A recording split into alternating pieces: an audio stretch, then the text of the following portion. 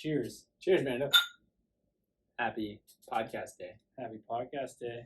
Drinking your favorite. Wildflower sour, baby. We're just going to actually talk about it a lot today, I think. I'm excited about talking about. I mean, I'm a father, and I do not have a favorite child. And as a mead maker for a long time, I was like, no, I love all the meads. But I'm going to be honest. I'm going to say that I love this sour mead more than any of our other meads because, a lot of reasons. We'll talk about them today. All right. That's fair. Yeah. I have 2 kids. I don't have a favorite, but I definitely have a favorite coffee. So I can relate to that. Word. Yeah, this one's tasting good. It's a new brew, and it just has that super floral, sweet honey aroma. Mm-hmm.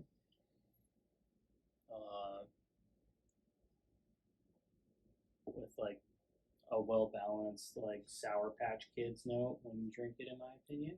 Yeah, I feel like the tartness is there, but there's all these other layers of complexity and richness. And the honey note is noticeable throughout, but it takes a back seat for a little while and then it comes back. And it finishes dry and tart and refreshing. Yeah. To me, the finish is the best part because the finish on sour beers is actually what I like least about sour beers. Okay. It's like a super, like, generally, like, yeasty, like, sometimes overly tart, overly acidic. Yeah. Finish. And, like, with the mead, it's just, like, super clean finish that doesn't give me that taste. Nice. But it wasn't always that way, was it? Right. There have been hundreds of iterations. Yeah, we'll get into the origin story on the sour mead here shortly. But a lot of work has gone into sour mead, and there's still an evolving thing. We learn things constantly, and we're always trying to make them better too. So there's definitely room for learning and improvement. Yeah, but we've already come this far with it, so that's pretty good. Amen. And people like it. Yeah, which we're stoked for. Yeah. So what is the origin story? Yeah, so there's this guy named Tyler Sewell, and I don't know what he's up to. If he's listening to this, hey Tyler, much love to you, brother, on your journey. So he was making jun, which is like a kombucha, but whereas kombucha is usually made with white sugar and black tea, Okay. and then a symbiotic culture of bacteria and yeast that has been selected to ferment that sugar mix. Jun is a fermentation of honey and green tea. Okay. And it's a different Scoby. Whereas the kombucha Scoby is this kind of leathery, almost brown combination of bacteria and yeast that makes this like thick mushroom. The Jun Scoby is this like white gelatinous goop that floats on the top of the honey and green tea mix. And I was Sounds yummy. wow, okay, I'll try that. You try first. So he like laughed and he tried it, and then I tried it, and I was like, oh, dude, this is really good. It was this bright, tart, honey flavored green tea, complex, invigorating thing when you tasted it. I was like, ooh, we should try to make this. So this was around 2013, 2014, 3 to 4 years into the business.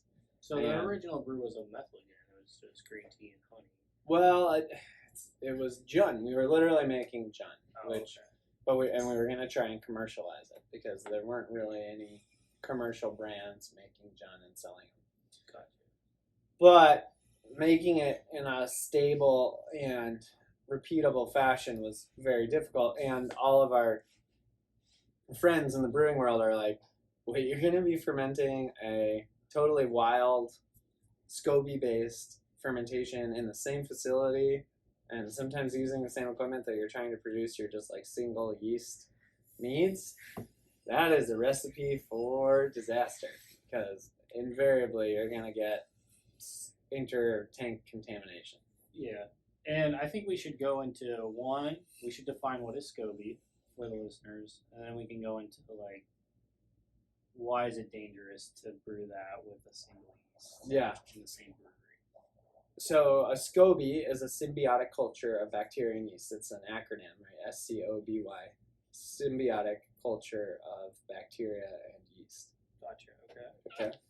So the Scoby that you use in Jun is probably made up of Lactobacillus, Pediococcus, Brettanomyces, and Saccharomyces cerevisiae, maybe some Acetobacter. Like basically all these microorganisms. In conventional mead and beer and winemaking, you just want Saccharomyces cerevisiae.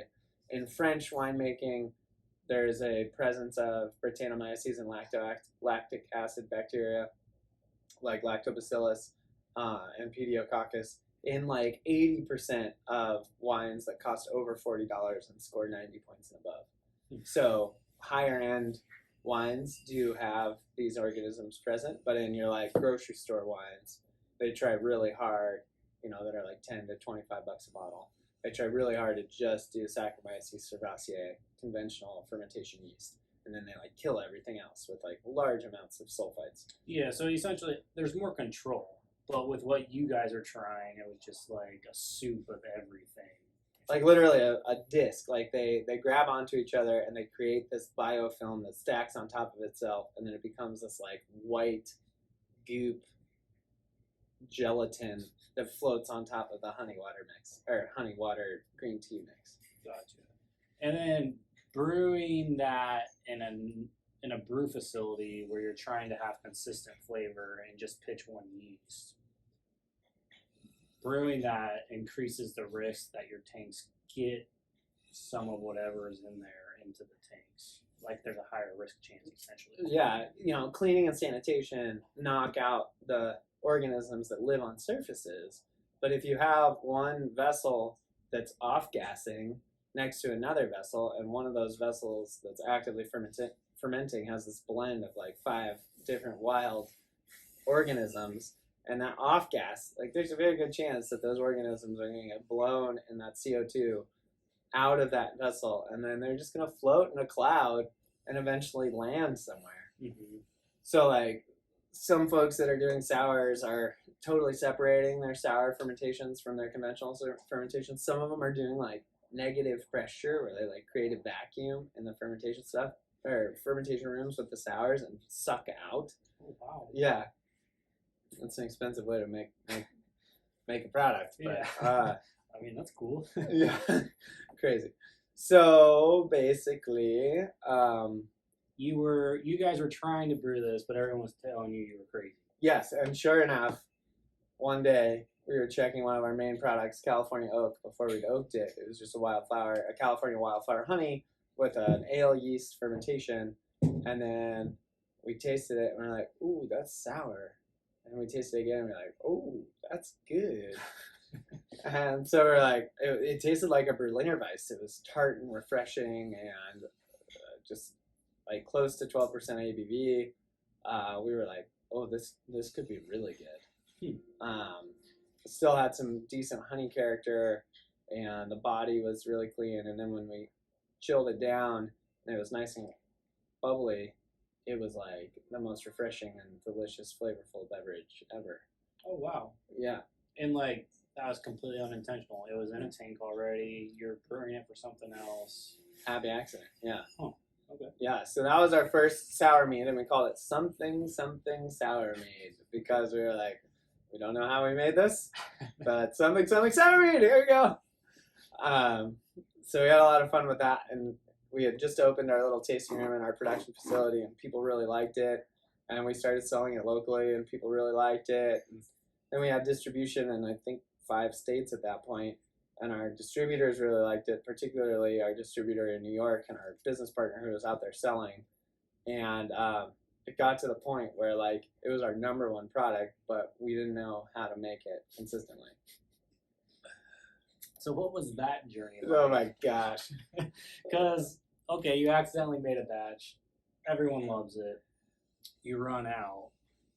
What was like step 2 in that process for you? Oh gosh. So we make this batch, like we made a couple batches at this point, right? Because we grow the business by signing these distributors, and they're excited about sour mead because it doesn't exist, and they're expecting that it's going to take off.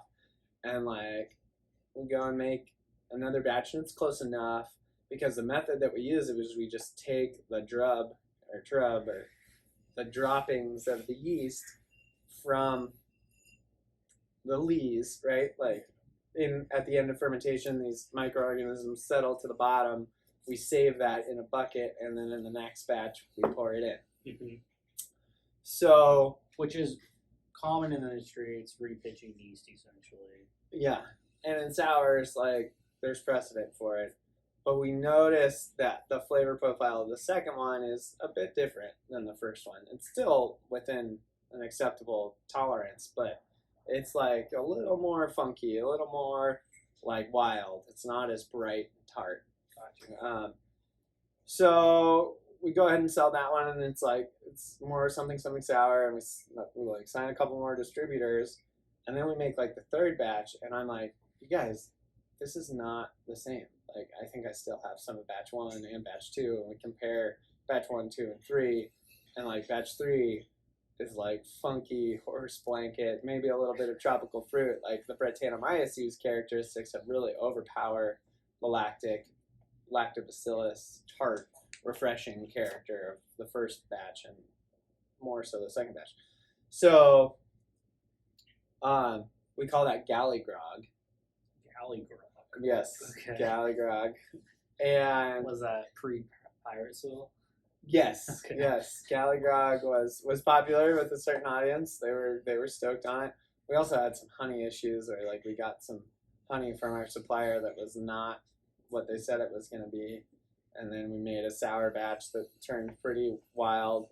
And so we called that Speakeasy because it tasted like a light whiskey.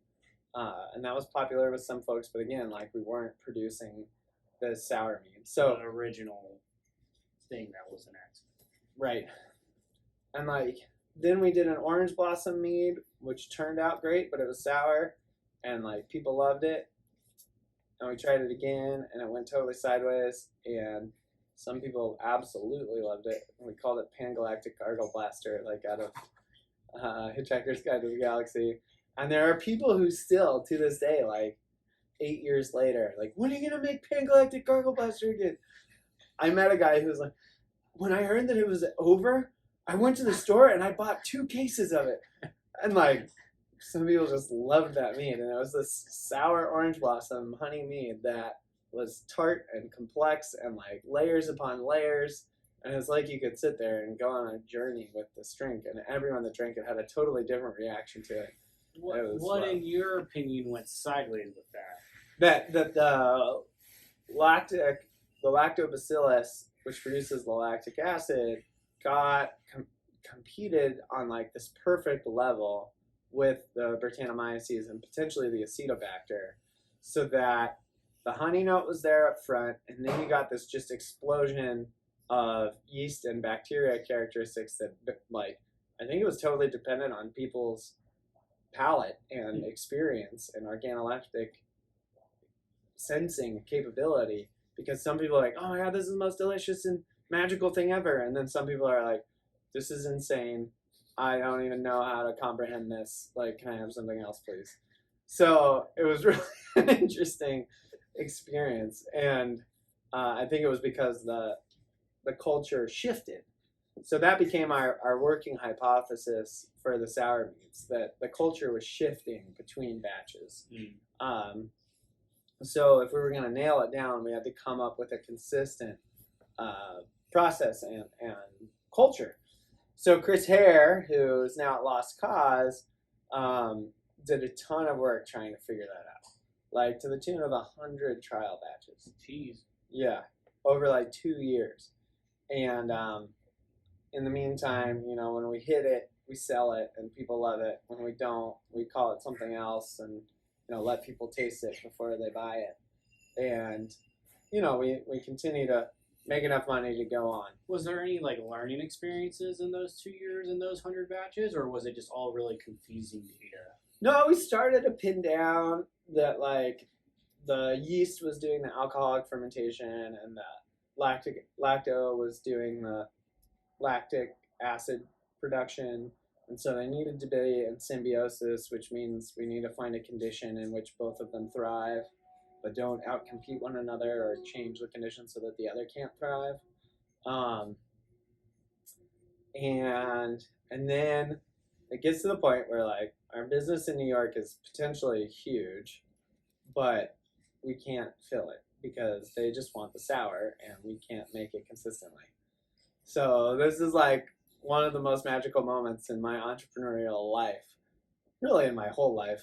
I'd give it like top 5 in my whole life. That's up there then. Yeah, because like it was like, you know, the business was barely getting by, and It was at a critical state. it was at a critical stage, and the opportunity that New York presented was huge. It was like a black hole of mead. Like we could imagine just putting as much mead into that market as possible, and that it would all get bought and consumed. So we wanted to grow that market, but they wanted the sour mead more than anything else. And my business partner, who was in charge of New York sales and living in the area, was like, dude, just give me the sour mead. And I'm like, dude, I don't know how to make the sour mead consistently. And he's like, well, figure it out. And I'm like, ah. So we hang up, and I'm in the driveway at my home because they're 3 hours ahead, right? And I haven't headed into work yet when we talk. And I just like put down the phone, take a deep breath. I go, mead gods, please make it abundantly clear how to make the sour mead. And I just kind of forget about it, and I drive to work. And I get to work, and there on our doorstep is a PhD in yeast science. I'm like, holy moly. Okay, if there's an answer, it's in this guy, who just happens to be on our doorstep, who I've met like once before, have no idea how to contact, but he's literally on our doorstep. Okay. And so why was he here? Why was he here? Yeah, because he was just starting a yeast company and wanted to sell us yeast. So he like gives me the pitch on his yeast, and I'm like, oh, cool. Yeah, no thanks. Actually, what I need your help with is figuring out how to make this good sour mead instead of this funky animal sour mead. You know, like the Galligrog. And like he's like, oh, okay, let me take a look at that. So then he like tastes both of them, and he's like, oh, yeah, pretty sure I can help you with that. Give me a week. So I'm like, cool, please, yes. So what was the good mead that you gave him, or the good sour? Had you saved up bottles of like good versions of the sours throughout the years? You said so? Okay. Yeah. So you just had one of those to show him versus like maybe a pack you had? Which we also had, yeah. Exactly. Like I knew where these boxes were in the warehouse. I pulled out bottles. I opened them up. We drank them. Do you still have that, or not really? You kind of, after you figured it out, you kind of realized we could reproduce it. Yeah. Gotcha. But up until that point, you were kind of saving a stock of what was good. Yeah. That makes sense. Yeah, that's a comparison point. Gotcha. Okay. That's interesting. So you give him both bottles, and he goes back to the lab and figures something out? Exactly. I mean, it was wild. So he calls us, or I think I call him a week later. I'm like, hey, how's that lacto project going? Oh, yeah, I isolated it. You want to check it out? I'm like, please, yes. So I think he like nothing more. I think he gives us like the first pitch for free, and we implement the protocol that we've developed over all these test recipes. And like, sure enough, it turns out great. And we're like, oh my gosh, did we figure it out? Like, is this possible? And ever since then, you've just gone back to that? Yeah. And it just works now? I mean, I think that there's still some pieces that we want to lock down, but I'd say 95% of the time we're locked in, solid. And it just all comes back to someone randomly showing up and dial in like what was good about the meads you had found. I mean, the universe changes when we pay attention to it, Brando. That's very true. So I think my next question goes to beer, and my head goes to beer because I don't think every brewery has had that specific experience where someone random shows up on their doorstep. Right. It helps them understand. Finally, our sour beer works. Yeah, right. I assume it's easier, or how much of sour beer do you know, knowing what you know about sour mead now? Yeah, so I understand that there's a few ways to do it. So the traditional way in Belgium, as I understand it, is after the wort production process, the brewing, where they take the malted barley and they heat it up, and now they've extracted all these sugars, and there's now this soup that is sweet. They pump that soup or gravity feed that soup into this like bronze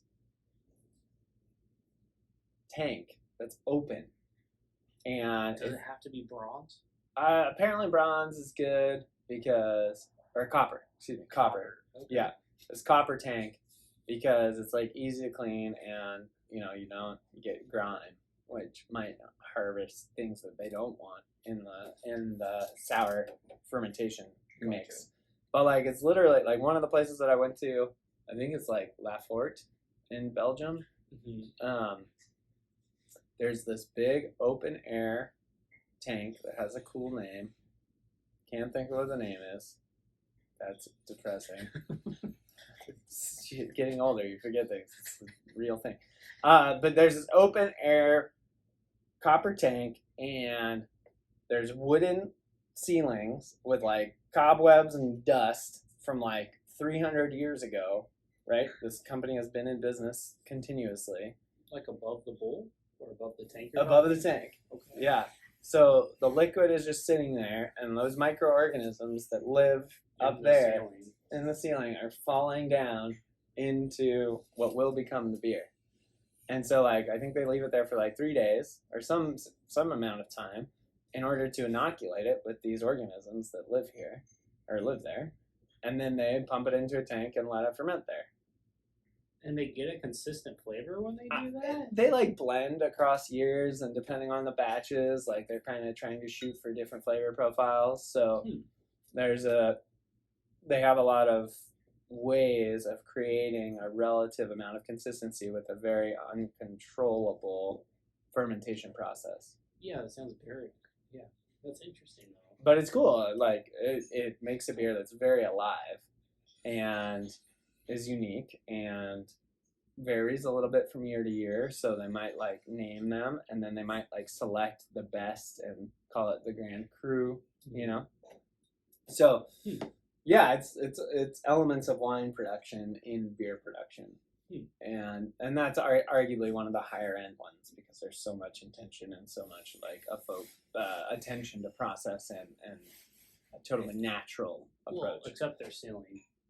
They don't touch the Well, ceilings. I've actually heard of other ones, like when they grow, they cut the ceiling out of the building and they move it to the new facility so that they can maintain the consistent inoculation. Really? Yeah, ecosystem. Jeez. Yeah. So yeah, it's pretty wild. And why is that interesting and worth talking about? Because in our processes, it's not the same. Obviously, we're not doing that huge open air inoculation process. Could that even work with mead in your head? Yeah, I think so. Like if you were to mix your honey and water in an open fermentation or an open container, whatever microorganisms are floating in the air will land into the mead, the must, and you need to add your nutrient and your oxygen when you pump it into the tank. But then those organisms that were there will compete and create some totally unique symbiosis of alcohol producing yeast and also other microbes, whether it's Brettanomyces or Lactobacillus or Oniococcus or Pediococcus or there's one more. I forget. Yeah, I don't know. Sorry. That's okay. Huh. So that's one way of doing a sour beer. Are there more controlled ways that you know of, like we do essentially? Yeah, so other folks will inoculate with certain bacteria and do a co-fermentation. Other folks will just add lactic acid. Just cheating. That's not real mead. Okay. Or real sour mead or beer. Yeah, because like it'd be like calling something cheese when all you did was like add cheese powder. Like it's not really cheese. You didn't manage that fermentation from milk to finished cheese. You just like sprinkled some cheese powder that you bought from some food ingredient manufacturer into the finished product. The cans of cheese that you can like spray. It's not really cheese. Right. That's what you're kind of. It's like you buying it off the shelf because you don't want to do the work of actually making the cheese, and then you're calling it cheese. Gotcha. And so they call those. I mean, kettle sour is this vague term. Like some people call it kettle sour when you inoculate with lacto, and then it does its job for like 2 days, and then you boil it, and then you ferment it. And so that 2 days worth of lactic acid production is enough to make it a sour beer. Gotcha. But I think a real sour beer is when you are managing a complex fermentation that is alcoholic and lactic acid producing fermentation. Yeah. And just because it's super challenging, but the results can be really Amazing. Well, Yeah. Whereas the other ones are like, oh, I get the tart note, and then I get the beer, and then it's over. Yeah. Whereas like a real sour beer can be like layered and nuanced in multiple levels, and like a Cantillon or, one or the other high-end ones. That makes sense. Is it safe to say that, like, if you like sour beers, you would like Golden Coast Mead sour mead, or do you view them completely differently? No, totally. I mean, Cantillon is considered one of the best sour beers, if not the best, and they have hundreds of years of experience. And I've had people who buy those bottles say, "Dude, this sour mead is every bit as good or better than those sour beers." Oh wow. Okay. Yeah. So, but I think also people sometimes get turned off by sour beers because some people just do them willy-nilly, and then you get a bunch of acetobacter, which is what makes vinegar. And so acetobacter makes acetic acid, and acetic acid is like, woo, it's intense. Yeah. Typically, I'm not going to say that all of our sour meads haven't had it. Earlier on, we had some sour meads that went acetic, and like one of our orange blossom meads particularly was like pretty acetic. But that was back in 2017, and we haven't done it since. So that being said, most people who are turned off by sour beers try our well-made lactic acid bacteria-based meads, and they go, oh, this is nice. This is like tart and sweet, and then dry and clean on the finish. I like this a lot. So we typically challenge people if they say they don't like sours to try our sour mead and see if they like it. Yeah. So you've had people who don't like sour beers but like our sour mead. A lot. We had one bartender, mead tender, who's like, "What? You don't like sour meads? I challenge you to the Golden Coast Mead Sour Challenge." And they're like, "What?" And he's like, "Oh yeah. See, most people drink sour beers that are really sour. Our mead is just sour on the right level. You need to try it to see if it's your kind of sour." And so like he'd get them with this just like silliness and fun. And then they'd try it and they'd be like, "Oh yeah, you're totally right. This isn't too sour. I like this way more than most sour beers. Thank you." That's cool. Yeah. But, Good old Ryan. Cheers, Ryan.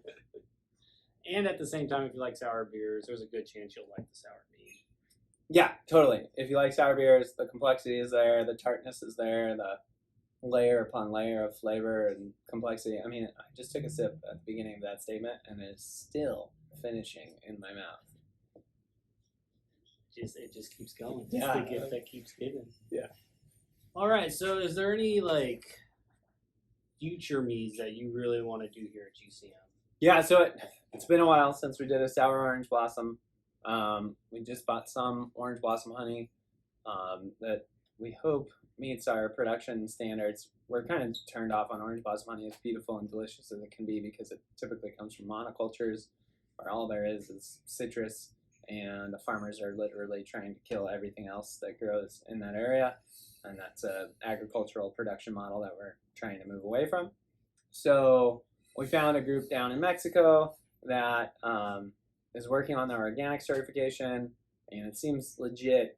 We're going to test the honey on a small scale to see if it makes a good sour mead, sour orange blossom mead, and then if it's good, we'll release that and see about scaling it up. So that should be the next newer sour project, or reintroduction of an older sour product. And that was like the fan favorite back in the day, generally.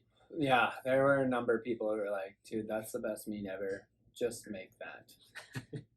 And there's a case for that. When we nail it, it is light and floral and aromatic, and then you sip it, and it's like so bright at first, and then it smooths out and goes sweet for a moment, and then the tartness comes back and like lingers for a nice long time, but in a really clean way. It's like the most delicious champagne, but even better because there's like this sweetness and acidity that champagne can't touch with the citric acid and the lactic acid. So that like the bubbliness and the tartness are totally complemented by this whole nother layer of sweetness and aroma. All right. Yeah. Well, that's exciting. Yeah. Is there like, are there any honeys in your head that you've always wanted to try as sour, but you've just never had the chance? Oh man. I mean, that's part of what we're trying to do with this nectar collector project. So we've got this R&D project in the works where we're going to be able to start from super small scale and then go up to a commercially, I mean, still a very artisanal small scale, but then a commercially profitable scale in a deliberate way, testing specific honeys and then specific production processes. So every honey will get tested as a sweet, a dry, and a sour. And then we'll see what their suitability is for that program. So hopefully we'll get to try all these honeys. Like today we just got 3 honeys from Africa that are like raised in the untouched forest by these like traditional beekeepers. And so if we can make an awesome mead, which we very well could, out of this honey, not only would it be regenerative, but if it's sour, like it could be super complex and delicious. And I'm super excited about that too. So just being able to take regenerative honeys and like bring their potential out. Exactly. Turn them into something delicious. Like if people aren't tuned into what regeneration is, they drink it and they're like, whoa, this is amazing. And they get tuned into it through that. And if they are tuned into regenerative stuff and then they taste it, they're like, yes, that is what I want. All of my alcohol dollars to go towards something that good. That makes sense. Yeah. And I think lastly, I kind of wanted to cover, like, I know we have Wildflower Sour, and that's like a core we always want to produce. Do we want to add to our sour core list as we grow at GCM, or is it always just going to be like one and done? This was really good, we got this honey, but we'll move on to the next one, and Wildflower Sour is going to maybe exist. That's a great question. You know, I think Wildflower Sour can shift as time goes on, but it's got to shift in a really deliberate way. But right now, the goal is to keep it consistent so that people know what to expect when they approach it. And if they're bringing their friends to the party and they're like, what mead should I try? And then people who've tried Wildflower Sour recommend it. We want their friends to have a similar experience, right? So that they can go home happy like their friends did who recommended it. So I think Wildflower Sour will live within a pretty defined set of criteria. And then as we develop these other sours, there's a chance to do things that are totally different. If we see that those are taking off and we want to shift Wildflower Sour in one of those directions, that's a discussion worth having, right? Yeah, for sure. Yeah. But for the most part, we're going to stick with Wildflower Sour and then mostly have like experimental sours as the seasons come and go. Or innovation sours. Innovation sours. Right, because we're past the point of experimenting. We got stuff.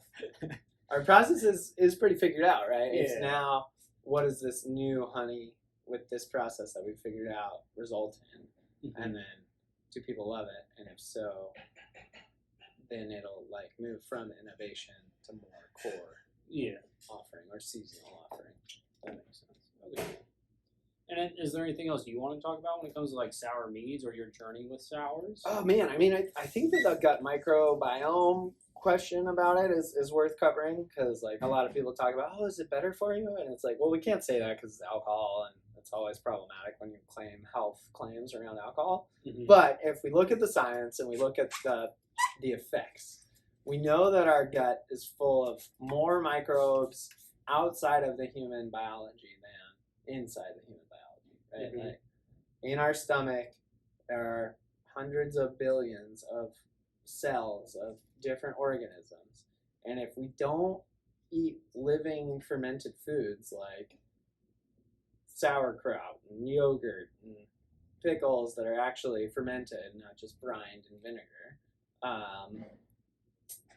like wild sourdough has microbes on it that are good for us. Organic fruit that has that white powder, like an apple with that white powder on it, that's yeast that's just floating around outside, settling on that skin, and that's not bad for you. If you like wash it off, that's a good idea. But if it's organic, you don't even have to. You can just eat that, and like those microbes will go into your gut and they will establish residence.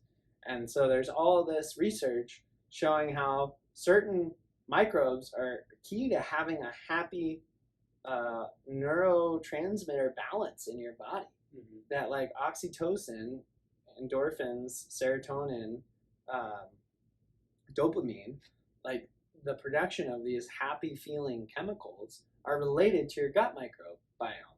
And so like the gut microbes that love to eat Wonder Bread, like the super gluten, no other nutrient bread, Mm-hmm. it's crazy, but those things eat dopamine. Jeez. So they will literally eat your happiness. If you feed your body Wonder Bread, you will be less happy because you will feed these gut microbiomes that when they don't have Wonder Bread to eat, will eat your dopamine and make you less happy. It's not Wonder Bread, it's sad bread. Exactly, man. So that's all to say that, like, I think, grain right now, which is the base of beer, growers have figured out, we can increase our harvest per acre by spraying our crop with glyphosate, which is this, not a pesticide, but an herbicide, right? Glyphosate is Roundup. And so grain growers across the country who aren't organic spray their fields with glyphosate. The plant goes, I'm dying. I need to put all the energy into my seed so that there's a chance I can pass on my genes. So that increases the weight of the seed, which increases the farmer's yields. But now they've got this crop that is soaked in glyphosate, and a lot of those microbes that live in our guts are plants. They're flora. And so glyphosate works by inhibiting a plant's ability to take up water. And so glyphosate then gets into our gut via this grain or this beer, and it binds with those microbes, those plant microbes that live in our gut, and inhibits their ability to take up water, so they die. So now our gut microbiome gets washed out of whatever organisms were killed by that glyphosate. And so that biodiversity and that balance changes because a bunch of stuff was killed. So that's why we need to repopulate it with healthy fermented foods. So there's an argument that because our mead is not filtered, and we use lactic acid and Saccharomyces cerevisiae, there's a good chance that we're inoculating our body with a reasonable amount of these microbes. Now, none of this has been evaluated by the FDA, so we can't actually claim these health benefits, but I notice that when I drink our sour mead instead of a beer, not necessarily a sour beer, but like conventionally produced American beer, I feel way better afterwards. And then comparing it to wine, same thing. They spray glyphosate on vineyards to kill the other plants that are competing for the nutrients for the wine. They also spray pesticides on the wine. They also use a ton of sulfites. Like in red wine, it's less. It's like 25 to 75 parts per million. But in white wine, it can be like 125 to 250 parts per million, which is like pipe cleaner. It's like you've turned the wine into a chemical cleaning agent, and now it's going into your body. What's that going to do to your gut microbiome? It's going to kill like all of these microbes that live in your gut. And as a result, you're going to I don't even know what happens. But I'm assuming it's bad. And I advocate that people drink our mead instead of that stuff.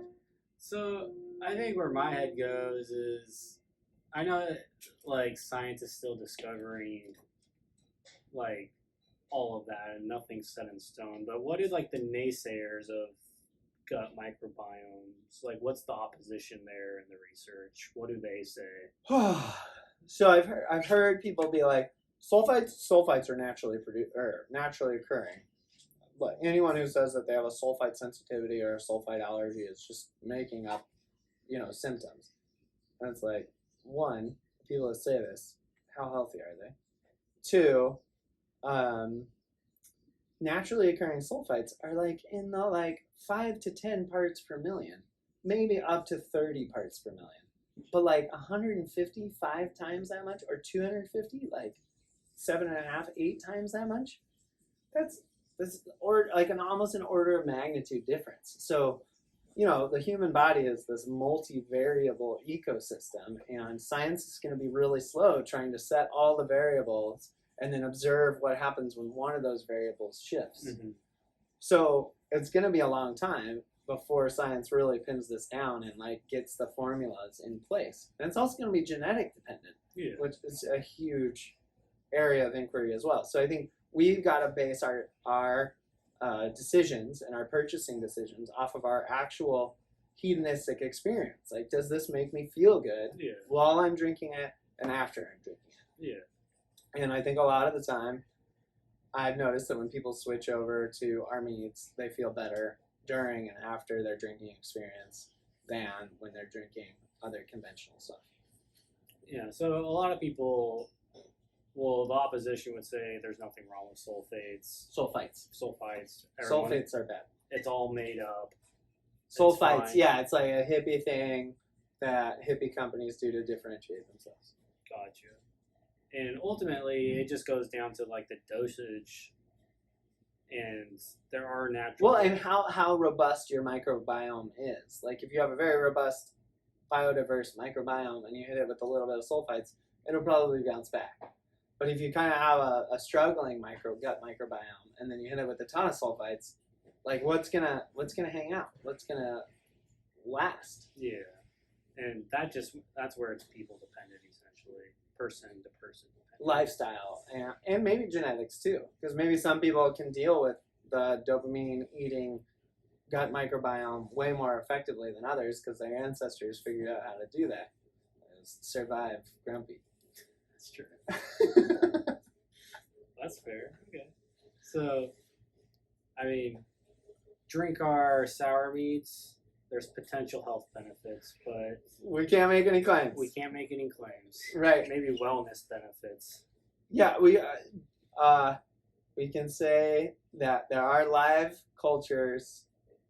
Even that is hard to say. Like, are there actually live cultures in there? I think that they go dormant. I don't think they die. So there's a chance that they could populate your gut. Do you think they come back alive when you swallow them? Like, or when they land in your gut and then they find other things to grow and ferment? Yeah. Potentially. I don't actually know. Yeah, so that's why we can't make those claims. But we can talk about effect and we can talk about method of action, which we just did. All right. Anything else? If you are a regulator at the Food and Drug Administration and you want to talk to me, go ahead and shoot me an email. And if you're a customer who has questions, we love talking about this stuff. If you found research that supports or disagrees with these arguments, we're open. The truth is what is, and we're only going to get there if we're open-minded and serious about finding it. So what we want to find is a way to make mead that makes people feel good. And if there's a better way to do that, we're open to it. But right now, this is the best we got, and there's a lot of people who love it, and we want more people to find it. Yeah, we're okay with being wrong, and we're out there to help people celebrate. And you can't celebrate if you're feeling bad. Amen. All right. Or be woman. Cheers. Cheers.